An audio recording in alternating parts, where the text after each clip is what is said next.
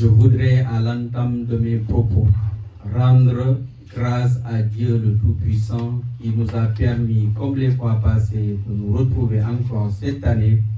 à l'occasion de cette conférence dont le thème porte sur le Wournafa face aux défis de la langue pulaar. Organisée en marge de l'Assemblée générale annuelle ordinaire de l'association Mosidal Fuladu Wandia, j'aimerais d'abord rendre un hommage appuyé à Feu Kao Souleymane Baldé, qui fut enseignant-chercheur en linguistique et qui avait été notre conférencier l'année dernière. Que la terre de son village natal lui soit légère et que le bon Dieu l'accueille dans son paradis éternel, ainsi qu'à tous nos morts. Amin. Permettez-moi ensuite de vous remercier de votre présence aujourd'hui dans cette salle que nous prête gracieusement la mairie de la ville de Saint-Denis. C'est pour nous un grand plaisir de vous retrouver et c'est très chaleureusement que nous accueillons ici chacun d'entre vous au nom de l'association Mosidal Fuladu Wandia, connue sous le nom de Fraternité Fuladu Diaspora en français. Je voudrais particulièrement remercier nos chers invités, les représentants de l'association de nos parents ici présents, les associations partenaires d'ici et d'ailleurs, ainsi que nos homologues de ces associations comme Djenko Fuladou, représenté ici par Kao Souleymane Seydou, Kao Mohamed Seydou Sabali. Yerombalo, le président. Yerombalo. Voilà, Yerombalo, Yerombalo. Yerombalo, le président de Yerombalo, voilà. Solidarité, l'association Solidarité aux enfants du Fouladou, l'association des ressortissants de la Haute-Casamance française, l'Assodis Kolda, Mouvement Houda en avant, ainsi que Dental Fouladou TV. Pour leurs actions respectives au service de l'essor du développement du Fouladou, nous sommes ouverts à vous pour qu'ensemble nous puissions relever les nombreux défis liés au développement socio-économique, culturel et sociétal au Fouladou. Les amis, collègues et membres de notre association invités, je sais que vos agendas respectifs sont chargés, mais vous avez tenu à nous accompagner pour la réussite de cet événement. Enfin, féliciter les membres du bureau de notre association pour leur travail et leur disponibilité tout au long de l'année à œuvrer pour la bonne marche de fraternité de Fouladou Diaspora. Je voudrais à présent évoquer l'histoire de notre association Fraternité de Fouladou Diaspora. L'association Mosidal Fuladu Wandia est quelque part un enfant et un prolongement des idées fondatrices de TETAB, Doudal Tierno Ahmadou Baldé, fondée en 2011 par des étudiants Fouladunga à l'université Cheikh Anta Diop de Dakar, qui ambitionnaient déjà de conquérir la diaspora. Fraternité de Fouladou Diaspora est une association qui regroupe des jeunes Fouladunga de la diaspora, basée en France. Elle a été initiée et inspirée par Tierno, qu'Allah soit satisfait de notre bien-aimé guide et lui accorde une place de choix qu'il a promis à ses distingués serviteurs au paradis. Amin. Dans le but donc de fédérer tous les Fouladunga de la diaspora et en particulier les jeunes sous le triptyque Gonden Gollen, Biden Baden, Kauren Kaurintenen. Sous l'impulsion de notre guide, nous les jeunes Fouladunga de la diaspora, nous nous sommes fixés à travers l'association Mosidal Fuladu Wandia d'unir tous les jeunes Fouladunga animés d'un même idéal, autour de principes et de valeurs communes pour le développement des populations du Fouladou. De créer parmi nous des liens d'entraide, de solidarité et de servir comme trait d'union la culture du Fouladou à travers la diaspora via un réseau de jeunes étudiants et travailleurs intégrés, tout en s'appuyant sur la philosophie de notre guide et les fondements de nos anciens. L'association Moussidal Fouladou Wandia compte à ce jour une centaine de membres ou sympathisants en Europe. Fraternité de Fouladou Diaspora a également obtenu en octobre 2022 un récépissé validant son immatriculation au niveau des autorités administratives françaises. Notre association est désormais inscrite au répertoire national des associations RNP et de facto, elle est reconnue en tant qu'association d'utilité publique en France. Quel est notre lien avec le dental de Thierno et son idéologie? Si Thierno, notre référence partout et pour toujours, a désigné d'étape et ses suivants parmi ses successeurs, alors que devons-nous faire maintenant à notre modeste niveau? Que faire pour assurer la continuité du dental Thierno et de son héritage immensément riche et complexe? Quel doit être notre positionnement et nos actions dans cette quête de continuité? Quelle doit être en tant que Fouladonga et disciple notre contribution? J'ai entendu une leçon simple mais incroyable à propos de la question sur la perpétuation des confréries au Sénégal. Qui des fondateurs des 3 grandes confréries du Sénégal est le plus savant? Pourquoi un tel érudit possède plus de fidèles que l'autre? La réponse magistrale d'un oustaz m'a laissé ébloui. Ce sont les héritiers et les successeurs qui font toute la différence. Ainsi, nous devons nous unir collectivement pour relever les défis qui se dressent devant nous avec l'idéologie et l'idéalisme à la lumière de Thierno. En ayant donc conscience des 3 types de responsabilités, à savoir sociale, morale et religieuse, en essayant de contrôler nos émotions et ambitions, dans un esprit de dialogue, d'amour réciproque qui va promouvoir la réflexion et la décision, tout en souscrivant à un engagement raisonné et un raisonnement engagé. Thierno, je cite. Thierno a été un érudit, un savant musulman sunnitidiane multidimensionnel. Il est notre guide spirituel et temporel. Il a été un leader hors pair au Fouladou. Thierno représente au Fouladou ce que Mandela est aux Sud-Africains, ce que Mahatma Gandhi est aux Indiens, ce que Che Guevara est au peuple sud-américain. Car il a libéré le Fouladou de ses chaînes en traçant la voie à suivre et en montrant l'exemple. Il a ouvert les yeux aux fils et filles du Fouladou. Thierno disait: l'esclavage est l'enfant de l'ignorance et de la voluption. Ignorance et voluption vont de pair et copair. Thierno a accompli sa mission sur tout point de vue et domaine. Dans le domaine religieux, il a enseigné l'islam, le Coran, conforme à ce qui était descendu sur son professeur référent, le prophète Mohammed sallallahu alayhi wa sallam. Il nous a éclairés et clarifiés sur la voie de la Tidjania selon les enseignements de son maître spirituel, Cheikh Tidjane radiallahu anhu. Dans le domaine économique, social et culturel, il nous a donné des leçons de patriotisme économique. Il a fait du travail de la terre sa priorité. Il nous a dit que la médecine est locale. Il a été un unisseur et un bâtisseur. il a fait de la préservation des liens de parenté et l'unité du Fouladou une réalité.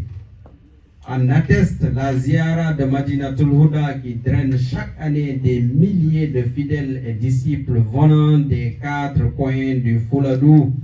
à savoir le Sénégal, la Gambie, la Guinée-Conakry et la Guinée-Bissau, et bien évidemment de la diaspora Fouladunga. Il a redonné au Fouladou sa fierté culturelle et linguistique par son discours et son invention de génie sur l'écriture scientifique Wour Nafa, destinée à bonifier la langue pulaar. Dans le domaine politique, son parti, s'il en avait un, s'illustre dans sa célèbre phrase « Moi aussi j'ai un parti politique ». C'était pour une politique sociale inclusive, militant d'un parti pour la paix et la prospérité d'un Fouladou fidèle et fraternel, car Thierno était d'une générosité légendaire, au pardon souple, un intellectuel aguerri, une référence facile à suivre. C'est aussi et surtout un partisan de la non-violence, Amadou Tonyara, Tonya Mahan Yoptarako. En somme,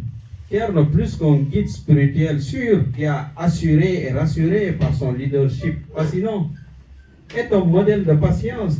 de persévérance et d'endurance, soucieux du devenir et de l'avenir de son prochain, de son vivant. À travers ses sermons et prêches, il n'a fait que promouvoir nos valeurs universelles les plus sublimes, telles que l'humanisme, l'agriculture, ou le retour vers la terre et même l'élevage, Netago, Temal, Gainaka. Pour Thierno, un disciple est un travailleur acharné, un adepte des préceptes et des normes établies, et un pratiquant accompli dans sa religion.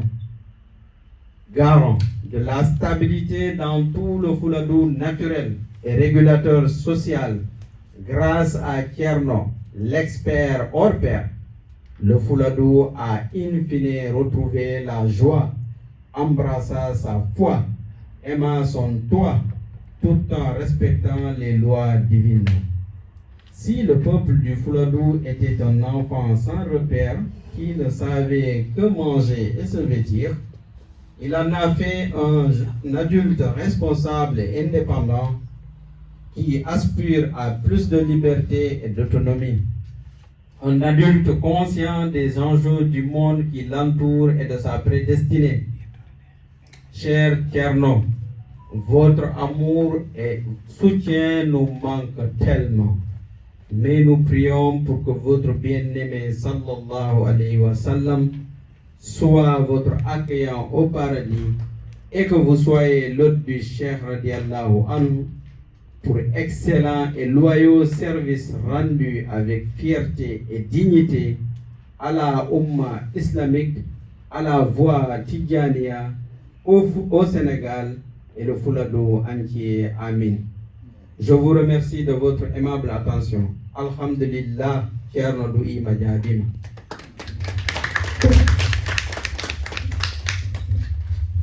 Umar Fafara Akede, Komungul, Umar Heran and Bukat Ablai, Ablai one and Leti Urnafa, Selajabi, Stay Mureran and Bukat Ibrahim, Makun Musi Urnafa, Alhamdulillah, Urnafa Mundum Andi,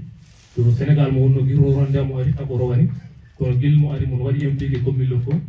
who Urnafa Opium Monument Moment Wara Partaze, and the Komakumen Poltering Monsengodon, Don Kocher Momar, Membokama Kongol Lebana and Sevre to feed Lalam Pula. Yawanyaram.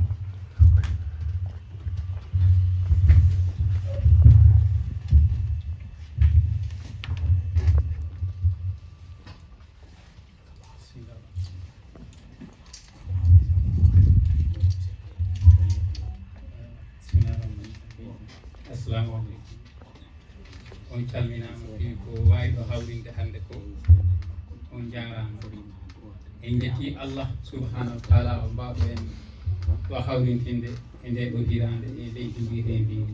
France e saare witende Paris hande enen ɗo kawri l'école ɗi ngannduɗaa ko enen ngoodi ɗi mballondirde l'école noon ko ngannduɗaa e dow ɓurɓe me ganndal toujours welaani ko wallondirdo tan leɓoɓe ɗo ɓe leɗɗiraani ho ko kayen ɓuri famde walla ko kayen ɓurni ko leɓɓe kono noon ko ma tan wooda hettaaɓe nde waawa ko watte ko moƴƴa hannde enen mbiya en jetti Allah hoko jettirten Allah subhanahu wa taala o en jottima jamanu mo ngannduɗaa kala ɗemngal ko woni e défi ko ɗum woni défi wona ɗinin haɓe ñande o ɗinin haɓe ko ɗum addi minen tan min kaldi haa min nganndi e annduɓe heewɓe jiɗi ɗemngal pular ngal hannde hoko wawata am lawlinde ko bindol biyetengol Wuurnafa min noon spécialité am o mo mbaɗanmi haa ɗo tolnimi ɗo ko sur la langue peul kono noon wona côté Wuurnafa ko côté linguistique gonmi haa ɗo tolnimi hannde ɗo depuis ɓooyi seeɗa thème o que Wuurnafa face au défi de la langue peul plan exposé au que d'abord problématique de la langue pulaar au Sénégal enen mbiya enen nganndi hannde langue pulaar o c'est devenu vraiment un sujet très important parce que c'est la langue disons la plus parlée en Afrique et c'est la seule langue parlée partout aussi dans le monde. Donc il est important de tout temps revenir sur la problématique de cette langue.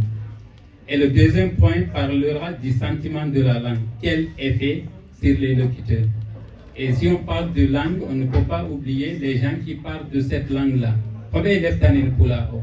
ɓay ko ni mbo foti feccondirde ko hombo lefta ɗum ni leɗɗe ɗum ɓe hono goniri sabu la langue n'est pas uniquement pour les gens qui sont nés dans cette langue-là. La langue existe parce qu'elle est parlée par tous les locuteurs du monde en fait. Et le troisième point, c'est les dialectes peul au Sénégal et au Foulalou. Si on se rappelle un peu, Ronin Alari Han a fait recensement o ɗemngal pular ngal waɗi caɗeele seeɗa woɓɓe na mbiri ɗemngal ngal woniri ni wona noon woniri ɓeɓe mbi groupe fulɓe ɓe woniri ni wona noon woɗiri yon ɗum waɗi signifié hoɗum ko il faut wotuɓe yo gadda ko gondi ko e ko ngoodi ko kollira ko ɗum woodi ta goɗɗo arani janngina en ko ngannduɗaa ko enen ɓuri ɓen ɗum waawde. Et quatrième point ko woni les empreintes linguistiques du pulaar en kaali empreinte linguistique an ko ɗum woni nganndaa ko luɓiɗa woɓɓe ko enen nganndi noon toujours luɓal tottirte tan ko ɗum addi il est important joom en nganndine walla ciftinire woodi ko ngannduɗaa enen luɓi kono noon enen ngoodi ko luɓi en ko ɗum addi luɓi en ɗum joni en garta ɗe ɗin point jito yesso seeɗa. Et quatrième point c'est le lexique du pulaar thèse de Thierno Amadou Balde. C'est mbaɗi basé sur les empreintes linguistiques hoko waɗi suivre ɗon ko ɗum addi enen luɓo ko wayde andude ko woodi ko si an andi ko goɗɗa ko a luɓota ko goɗɗum ala ko luɓi ko ngannduɗa ana ɓurni ko luɓotoɗa o. Et dernier point o ko défi majeur de l'écriture de la langue peul oɗo woni défi ko wawi ko ngannduɗa enen godani ko e men ɗum kono noon windetakere woɓɓe ɓuri hewde ko minen janggoɓe ko ɗemɗe goɗɗe min jangina français depuis cukayen ana jangine français a yaha haata ko français ana andi ko heewi no wiyete e français kono a anda hono wiyete e langue dow mo jibineɗa e jaam e dow o. Donc il est important ganda mi jangi ɗum mi andi ko ni wiyete to woɓɓe e kono noon si anda no wiyete to maran ɗo majjere ɓurani ɗon ko ɗum waɗi il est important joom en gandine ma en leɓani ha enen goodi ɗum e ko ɗon wonta après conclusion o ko ni plan o waalori e point ji majeur ɗi point ji ɓurɗi tentude e hannde e oɗo conférence o ko pulaar o e hoɓe lettanin pulaar. La langue peul est, disons, c'est la langue des Peuls en quelque sorte, même si elle n'est pas parlée uniquement par les Peuls partout. Elle est parlée plus de 30 pays en Afrique. La langue elle est parlée. Et qui parle le pulaar? C'est toutes les personnes en fait qui existent dans des points géographiques. Ganduɗa e wondi e fulɓe a laari hannde Fuladu tan tirɗe jooɗi Fuladu kala njaaɗo Fuladu ko a waawa pula sabu on leɗɗenin heen a ari France ma a nanaani français a leɓa français awa ko ɗum kala enen holliri to meɗen woni balam to woni ceɗɗo yahi Fuladu han waawa pula sabu ɗum leɗɗenin toon enen noon nganndi goɗɗo e leɓa ko goɗɗa tan e waawi leɓirana faamri ni kono noon ta wonaa no wiire joni ko jannguɓe ɓe kollirta ko ni leɓrate ni kono ko ni fota wiirede wona langue mo ngannduɗaa ganndal teddingal après mi watinora ɗon e défi problématique de la langue pulaar. La question des peuples et leur langue ont longtemps suscité de vifs débats au sein des historiens et linguistes avant de devenir une affaire des sociolinguistes. L'objet de la problématique cherche à répondre à quelques grandes questions. Quel pôle, quel locuteur qui dit quoi, quand et pourquoi? Quel lexique employé? À partir de ces points, nous avons tenté d'aborder sans réserve un thème propice pour des recherches scientifiques basées sur l'écriture du Wournafa et les défis de la langue peulh à travers cette série de questions. Dans quel contexte? Thierno Ahmadou Baldé disait l'anarchie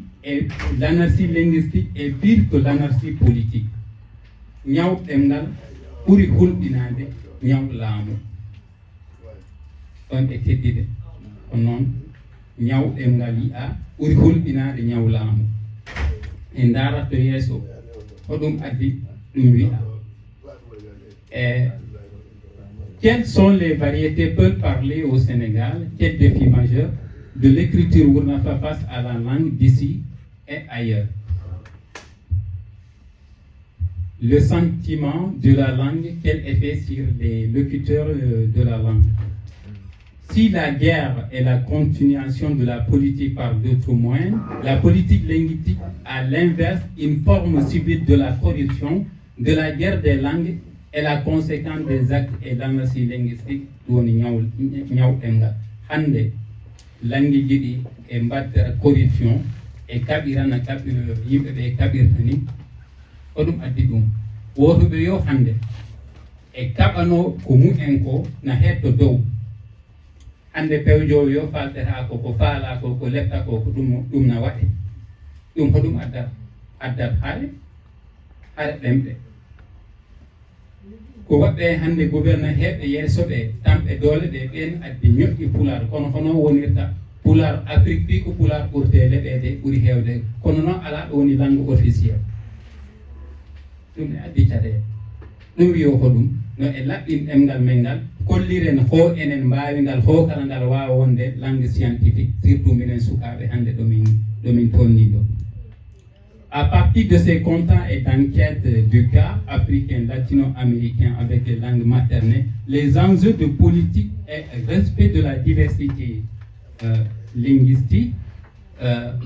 kolliri hoɗum ɗin aspect ji kolliri et kolliri c'est dans le langage que l'homme se constitue comme sujet.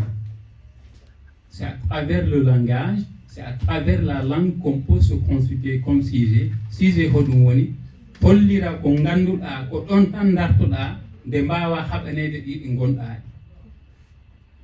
ko ɗon tan kaɓanteɗaa haa kollira aan ko a neɗɗo ko neɗɗo noon hoko settindirde ɗe e kulle ɗe ko ɗemngal ngal. Exemple neɗɗo jibini alaa ñaagiiɗo mbo jibini mbo leftaran hono wiire kaari jibini mboni ɗum hannde kolliri o enen poti jannginde ɗemngal ngal laɓɓinel ngal neerel ngal. Une abdication du seeɗa. D'où vient le langage? Pourquoi prend-il la forme de langues différentes ou dialectes différents? Pourquoi les langues changent-elles? Les langues reflètent-elles une logique naturelle? Et quel est le secret du rapport entre la langue et la nature et entre la langue et la culture? Ces questions, ou plutôt ces énigmes, sont à l'origine de mythes comme celui de la langue adamique. Bamen adama taga pular ko ɗon fuɗɗa leɗɗe ɓay noon ko woni wona enen pewjata ñoƴƴa en ha majji en daari ha nene men adama hoɗum hawa horo ƴiwi wona ɓe yiite koɗum ko janngina ko code hoɗum woni code ko harli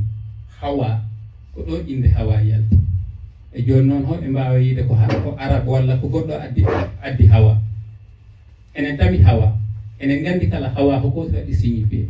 ko beccal ɗo hawi ɓoggol ɗo hawi ha jaɓɓi ko ɗon ngo itta awa kabir ɗum nden ñalande pulaar ɗini leɓe ha hande ko ɓay wona enen pewjata ɗum yo hoɗum kollire en kaɓe noon ha gartiren ko ganduɗa ko enen goodi ko wayde darade addi ɗum hande e majja tan e majja hande ko enen poti ɗum daranade ha wonnom ha wurta ta mayrani par ce que e mayri en tan pulaar o mayri en tan e ñawdoy e Allah ko yoɗo Allah waɗi ɗum ɗo e foti ɗum haɓanade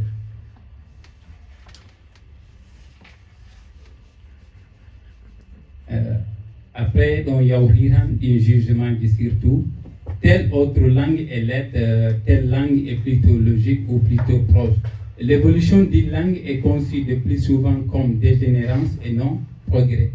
Sabu hoko addata ɗum piyo langue kala mbo leɓaka majjata ko ɗum waɗi langue ji kewɗi ɗi ko e jippo ɓeydirani ko ɗum waɗi ɗum ko leɓoɓe ɗum ɓe potani ɗum leɓani ɗum e jugement ji yimɓe ɓi an goɗɗo leɓa pulaar tan walla mbo wona natti pul wono mbo jibinaka e pulaar e wawi waɗa jugé woɓɓe o haala ka leɓtaka e metti wawde hoɗum yiyete seɓɓe ɓe to ɓe goni yo ɓe leptato less enen ko ɗum wiye koɓe mbaɗa ɓeni jugé woɓɓe mbiya pulaar e metti wawde donc impi waɗi signifié il est important quand même de joom on anda certains détails et ɗemgal mum hen e second point o ko dialecte pulaar au Sénégal les différents locuteurs du pulaar au Sénégal e ndaari en pulɓe ɓe ko groupe ji tati woodi pullo Fuuta Tooro e pullo Gaaɓu e pullo Fuuta Jallow ɗi groupe ji tati ɓuri wondero meɗen e pullo mbo Fuuta Tooro o wawi exemple min gari pullo Gaaɓu wiyata min gari e pullo Fuuta o wiyata min ari non pulaarji piiɗini leɓe hen ɗum kala gandaɓe foti hollirde wotoɓe yo mbinda ko ɓe goori ko si mbindani han ko mumen ko majjoyat ɗum majjoyat ɓay leɓaɗa ma leɓe tan langueji kewɗi ɗin hen leɓe joni ko wattida noon wotoɓe yo leɓani ko goodi ko an ɗum ko amman majjoyde ma ɓe mbiya deƴƴu yerngu fanku fi ko pula hoɓe mbiyata deƴƴu ɓe mbiyata yerngu ɓe mbiyata fanku ƴugayel a laari han leɓa pulaarji ɗi piiw ɗi bitati ɗi leɓat joni noon an noon a wawa wiide ɓiɗɗo ma leɓɗa o pulaar han enen ko o woni pulaar men o yahoya ha pulaar mum o ñawta ɗemgal noon kala ko ñawri wawata wonde e ɗemgal gandal e Sénégal kala a laari han recensement batindiɗo ɓe mbanno recensé ha yaara 21 principaux groupes lignagés du pulaar ɗum wanno coow seeɗa pulaar giɗiɗo ɓe mbiyo walla groupe lignagé o ko jerjerɓe région administrative Thiès deuxième ɓe mbiyo jasanaɓe région ɓe mbiyo on ko Louga leɓere pampinaɓe e haynankoɓe dakanaɓaɓe sanaraɓe toroɓɓe baccanaɓe sanaraɓe perlankoɓe jawɓe himaɓe jenguelɓe pulaɓe roroɓe hamanaɓe firdunkoɓe wanjangaraɓe haaɓoɓe jombongaɓe jawaringaɓe gaɓunkoɓe ɗum piɓe mbiyo ko pula walla ko groupe lignage ɗum yo hoɗum languiji ɗi pi ko pular ganduɗa ɓuuri hewde na lebrare dans toutes les langues du monde pular ɓuuri ɗum hewde joni noon wotoɓe yo lawlinani walla gaddani bindol kollira ko ni fota wirede han yahoya ha ɓe ganduɗa goto wawata hebde wawata wadde situé hoore mum en fait ko ɗum waɗi il est important quand même de savoir l'existence de ces dialectes là ɗum ça nous permet au moins de walla en to yeeso kono noon ala hoto ere ɗo woni min compréhension mo ɓay ko on domaine gommi to bindi mumen to ɓe mbaɗani cité jombongaɓe e gaɓunkoɓe ko ɗum addi mino waɗi ɗum rouge ɓe mbaɗani pourquoi ɓe mbaɗani saabu windude ɗum ɓe ganda horo gaɓunkore nde lebte horo jombongare nde lebte kala noon gonɗo fulado e andi gaɓo pular fuladu o gaɓunkore ɗin ton ndeni heewi tep jombongare ɗin ton kote kabada ɗin piɗin ton joni ko enen ɓiɓɓe janggoɓe ɓiɓɓe leɓoɓe ɗanniɓe mballata en ha kolliren hooɗi meɗen ɗi e ngoodi ɗinin kala mbowri ɗin ko enen kaɓantoɓe. Quatrième point que les empreintes linguistiques du Pulaar luɓagol leɓuuji e ɗemngal Pulaar. En linguistique et plus particulièrement en étymologie, lexico et linguistique comparée, empreinte lexicale est un type d'empreinte consistant pour une langue à adopter dans son lexique en termes d'une autre langue. L'empreinte peut être vraie ou faux, intégrée ou spontanée. Non, ɗum ko français ɓe annduɓe janngoɓe ɗemɓe woɓɓe mbiyo ko ɗum woni luɓagol ɗemngal. Enen noon enen compéri e ko ɗaɗiɗen seeɗa ko yimɓe tato jakki ma mbaylata ɗemngal ko yimɓe tato pet ɓuri heewde ko ɓen jakki ko ɓen mbaylata ɗemngal ngal ɗum woni hoɓe cukayel cukayel e yigiro haala han ko plurilinguisme woni ça veut dire ko langue ji ɗi pi leɓa ko ɗum waɗi si cukayel ma e leɓa ɗon a yiyan an hoko bambarankore leɓtani sabu ko on période woni piw langue ji ɗi leɓaɗi joni noon hoko mbatten ha mboni woodi woni arti e ko gonɗen ko sabu hoɗum ko needi waɗi pullo wona jibinede needi jabti jibinande e heewi enen mbiya noon pula needi jabti jibinande kono noon ko needi waɗi pullo wona jibinede ɗum woni hoɗum ɗum wiyo en jibini ɓiɗɗanko ma ne en bo heko gonɗen e dow ko e ɗemngal men so wonama en gokkimo aduna ceerno ko ɗum yita fula dow ko hoɗum jibinaron ko ɓiɓɓe joowe fetta weɗo sama ajjo ɗi gon hen ɗum waɗi enen poti wattude hakkille gon 5 ne en ɓiɓɓe men ɓe si en ne'ani ɓa en ganden en gokkiriɓe de en jangginani ha ganden en gokkiriɓe e ɗimmel ngel ko ɗanniɗo ɓen e tawa ko ɓuuri bonnude ɗemngal men minen de ɗanniɓe e heede to amen ɓe emin gandi ɓe kala mbo lebduɗa seeɗa wiyama basta baale si obrigado minen de ɓe en keewi to amen mi anda noon woɓɓe jaafo ka en to gooɗa kono ɓen e keewi to amen e ko ɗin kala ɓe neera hani ɓiɗɗo immigré ko leɓanamma seeɗa tan basta ta meeɗa yetto daga aw ɗin enen poti kam hen wallodirde seeɗa en mballodiren hen seeɗa sabu ko ɗimɓe neera hanin ko ɗin kala ɓe kalan hani ɗuma ko wiyo noon enen fulɓe enen beeli ɗaynude sabu enen cikki toujours ko wonto goɗɗo ɓuuri ko gonɗen e dow point mbatindiɗo ko janggoɓe waɗina étudiant waɗina almudoɓe ɓen kala e tawa ko canji ɗemngal ngal pourquoi ɓe canji ɗemngal ngal neɗɗo janggal ha anda bammon ko père wiyete en français walla nene mum ko mère wiyete en français walla mamma ɓe mbi'a mère ɓe mbi'a père mamma o ɓe taƴa mboɗo lerinde ɗo ɓe mbi'a ma ka ko ɗin tan ko ma am enen noon enen gandi ma hokko woni ma ko darnugo mino ma a foti made ça veut dire a foti darnude woni l'action de construire en fait ande mino maha galle kono a laari bone pour confirmer ceerno ko wirno l'anarchie linguistique ɓuri holɗinade ñawlama hono hande nene ma mo gonduɗa on si a yii mbo ma tan ta on ma faydindino he goɗɗum ɗum inen hulɓini no feewi ma jannguɓe seeɗa almudoɓe mi toñaɓe seeɗa ɓe janngoyi to ɓuri heewde ko fula ɗum tawnano ceerno walli yimɓe ni ko fuura tan ɓe janngoyanno aw ngartuɗo to mumen yo ko futtorankoɓe lappanta toon yimɓe jannginira futtorankoɓe neera futtorankoɓe ko ɗin tan woni toon pula dow ko ɗin lepta ko ɗin ɓe jannginirta aw ɗin noon wona ɗi meeɗe jannginiraɗo goɗɗi ɗi woɓɓe on gandal mum woɗɗota sabu hono mbimini seeɗa han kalima a yiya hunde ganda ɗum ɗo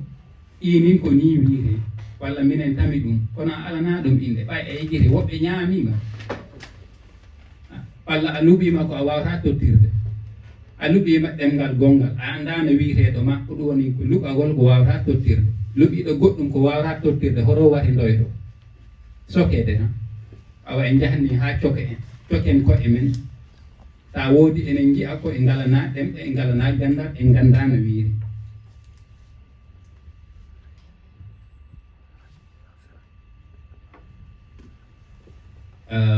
in exemple empreinte linguistique ɗi ɓammi seeɗa ɗi enen tamani ɗi no wiire kono noon heɓe mbitaɗi noon almen par exemple almen ene mbiya almen woɓɓe ha hande ɗo o sal hewɓe mbiyama ɗo hono almen wiite e pular men han ɓe ganda mission hono wiite e pular men he ɓe ganda warga hono wiite e pular men he ɓe ganda poubelle hono wiite e français men ɓe ganda ɓe noddanni hono ɓe mbiyata musidɓe men Guinée Bissau ɓe kon ɗin ɗo ɓe mbiyata ha mi ligambo e ɗon noon hono wata ɗon si a liggi gotoɗo e mino koolambo ɓe gambiɓe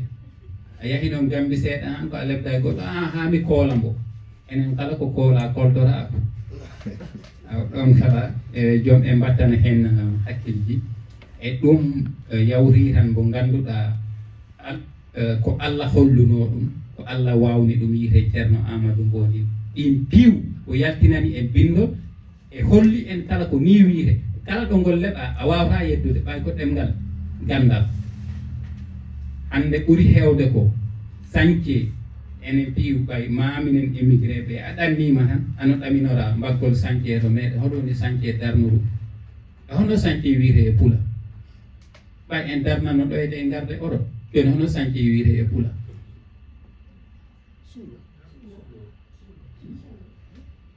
suulo aw ɗon andu ɗiɗo tato leeɓi ɗo sawdir en kawroytani saabu goto yo kono narri ko non wi'iroytani awa woodi terme scientifique goto mo ganduɗa a leeɓi ɗum han waɗa renir pirkettiji ɗi ɗum woni kilñe hoɗum woni kilñe gasani ɗo jaaɗa yo a helñita jaaɗa yo woodi ko mbatta aw ko ɗum sañce wiyata kilñe e mayonnaise ɓuri hewɓe o woɓɓe kala ñande o ñande coodoya mayonnaise ɗumani e kono hono wiite e pular men ɗon kala enen gaddanano wiite mayonnaise ko ɓocconen wiite ɓocconen oko waɗi ɗum ɓocconen ko ɓoccode e nebbam tan mbaɗa ɗum ayi ɓocconen tan goɗɗo nanɗo pular yeddatama wawatama yeddude ɓay addantama ko ɓuri ko mbiɗa ɗum neɗɗo ɓuri yeddama ko ma anda ko a anda walla lebla an no a famrani no a wawrani enen noon si a leɓanama ano famri ano wawi kala ano andi e selli ɗaw téléphone enen ɗo pi enen tami téléphone ono téléphone wiyete pula ewɓe ganda mi de ko ceerno Amadou andinimi awa musidɗo men par exemple mi toñambo président Jenko Fula dow e wawitambo anda hono téléphone wiire téléphone ko sinde mo wiire komi toñam bonin noon ko sinde mo wiire hokko wi ɗum sinde mo aw jii mboni sindi ɗo téléphone mum min kay mi anda c'est vrai kono ko noddirguel yo woɓɓe mbiya noddirguel woɓɓe mbiya piiji ɗi ena keewi no mbiyete e joni noon en mbawi tan yide terme enen mbo ɗumani en jeddani noon ko ɗum nden miɗo nani hen jalejji ɓe ngoodi kono noon woodi ganduɗa piiwɗo hawri ɗon ala mbawa ɗon yettude ɗum woni sindemu hokko woni sindemu ko ganduɗa ɗo gonɗa yo ano sindi ɗum on ceerdata mayde nde tan e ɗana gongol sertindinta to gonɗo yo ana sindi ko waɗi sindemu e ko e kala nanɗomo kala e jaɓat ɗon ɓay ko ɗemgal gandal ko wayna fourne ni yiyete bourñe warga ko tayga mbiyeten ɗum crédit ko ayli fi mbiyeten ɗum ɓay temps o ɗini woodi temps o e raɓɓiɗi mi wawata hunde o mi waɗira expliqué puis contexte ona woniri ni kono ɗon ɗinin jaɓi après kala mi arta les défis majeurs du Pulaar. Et la différence d'usage linguistique et les variations langagières du Pulaar sont dues à des systèmes complexes de facteurs interdépendants, essentiellement historiques, géographiques, culturels et sociaux. Ainsi, les locuteurs peuvent employer des lexiques étrangers dans leurs différentes interactions. Ces empreintes montrent la fréquence d'usage du répertoire langagier des locuteurs du Pulaar au Fouladou. ɗum piiw ko leɗɗen ɗo nani e défi ji majeur hande gonanɗi en surtout minen janggoɓe ɓe ko ɗum addi gaddumi oɗo exemple en Pulaar comment distinguer certains homonymes si a haali homonyme tan ko hoɗum woni homonyme wawata wonde e Pulaar ma e français piiw ko no wirhoni certani kono noon e contexte o e sens o ɗinin certi ko waɗi signifié ko ɗinin certi. En français, nous avons par exemple mère, mère, mère. Elle est par mère. On a mère comme la mère comme nene men mère, et mère comme le maire de la mairie. En un tamit français tamit impiu.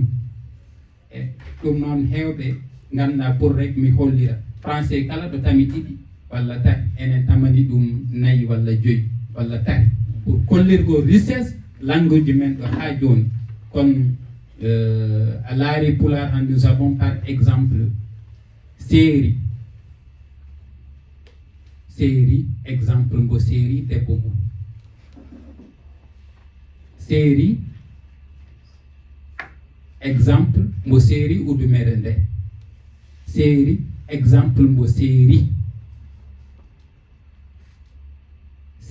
exemple o jula séri gude i pi ko séri kamɓe ɓe jeeyi kollirmi ɗo tati français ko tati walla nayi enen tami joyi ɗum yiyete ɗemgal men ngal ɓuraka ma hitande e hirande pi prononciation ko gorol hirande e hitande hirande comme dîner l'action de dîner hirto et comme hirande l'année en fait ɗum kala ko bindol tan sertindini e kono leɓa ittodirani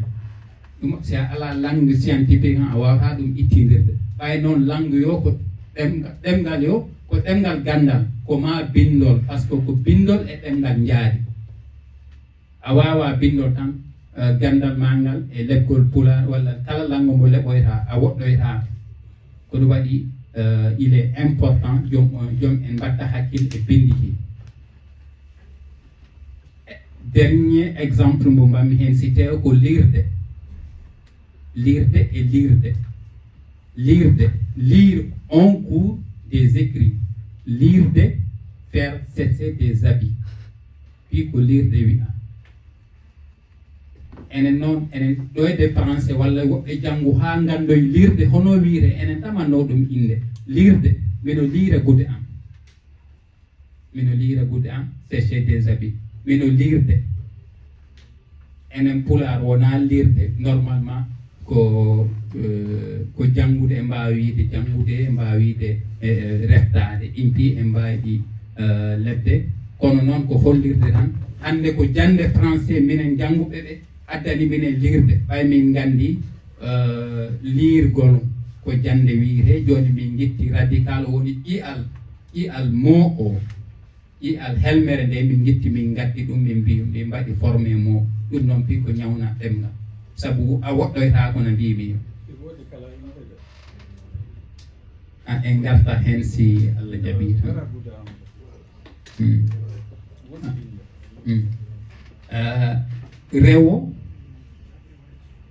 rewto e rewto hoko sertidiri ɗi kala rewto rewto mbimi cité rewto a jangi a waawi walla ana jangina goɗɗo a yiyam mbo rewto ko janngunoɗa ma rewto français ɓe ko mbiyata ɗon rewto balaba joni hokko sertindini rewto balaba e o rewto ɗa ko jangito ko ɗum sertindini ɗi e bindol tan wawata en ittindirde ɗin e kono wona e ɗemgal tan exemple jiɗi e keewi ɓay e mbawata hen artude dans ce cas il y a une langue, il n'y a pas une langue plus riche que la langue peul. Il n'y a que des politiques linguistiques de ceux qui dirigent nos États qui décident quelle langue émerge ou quelle langue mourira. En fait, ko ɗin ngoodi kono min mi yi'ani langue ɓay mino janga ko woni e français ɓe ko woni e américain ko woni e anglais ko ɗon gommi kono ha hande mi yi'ani langue fayda ɓurɗo wadde riche langue pulaar. Pourquoi il y a anglais hande woni langue internationale, la première langue la plus parlée au monde, donc question richesse.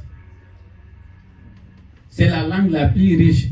l'anglais. Comme on wawi en termes et pour la il n'y a pas une langue plus riche que la langue peul en fait. On tan jara keɓa bammi ɗon cité ɗi jaleji jeeɗo leptenin e pulaar ta ko pula du Sénégal tan combien de jale ala mbawa ɗum liɓ français kala ɗo tami ɗiɗi enen tami tati anglais tama ɗo tami goho enen tami nayyi kono ko wasde daranade ko wasde heɓde hoɓe ballata en ha hande on ɗum an tendance ko sens o seeɗa e conclusion e mino arti hen seeɗa. Le plurilinguisme du Fouladou lié à la migration, contact linguistique et la colonisation, symbole, école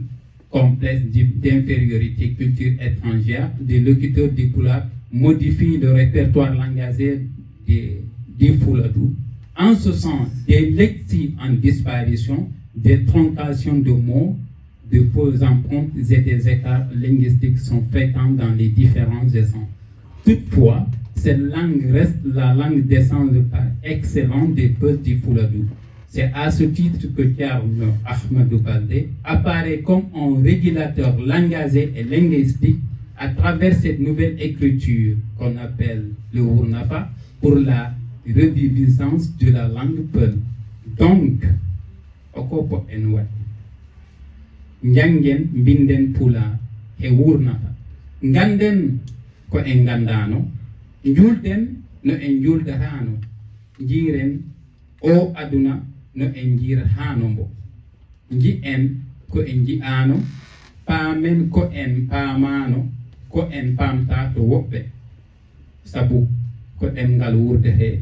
ko bindol gandal heɓorta ko bindol diine mbawrete. Assalamu aleykum. On jarama he mangu kettagol mon musidɗen Fouladou wande